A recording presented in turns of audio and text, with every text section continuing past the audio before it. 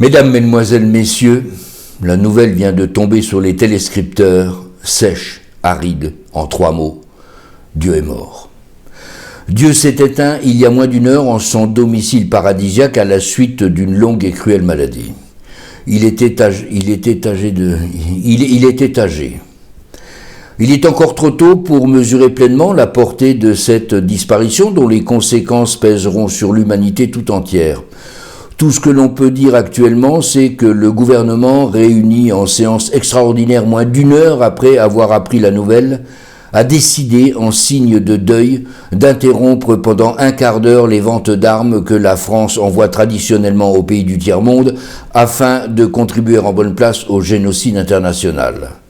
D'autre part, les drapeaux seront mis en berne sur l'ensemble du territoire français et la 2e chaîne diffusera dès ce soir en hommage à Dieu le chef-d'œuvre de Robert Bresson, Dieu sifflera 3 fois avec Louis de Funès dans le rôle du gendarme.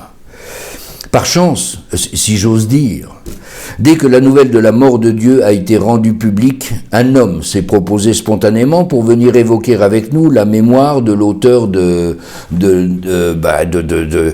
ciel, de la terre, et de tout ça. Il s'agit d'Henri de Nazareth, n'est-ce pas? Vous pouvez m'appeler Riton. Riton de Nazareth qui a très bien connu Dieu. Je l'ai bien connu puisque nous étions parents. J'étais le beau-frère à sa femme. Vous n'êtes pas sans savoir que Dieu avait un fils.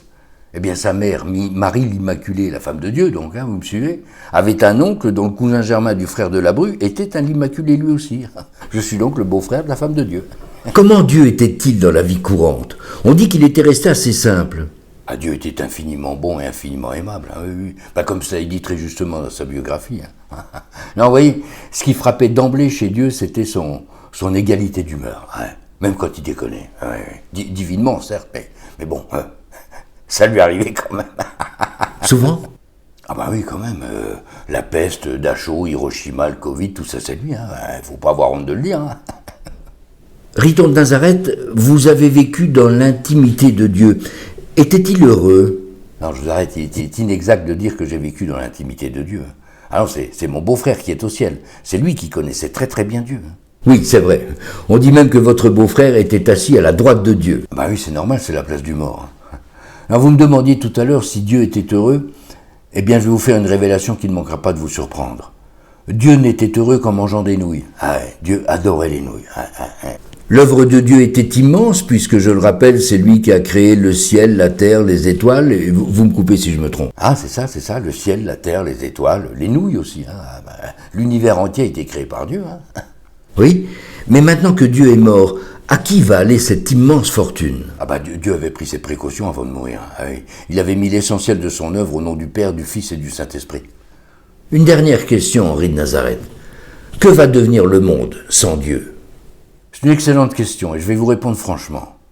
Dieu est mort, il va nous falloir faire avec. Sans, plaît-il?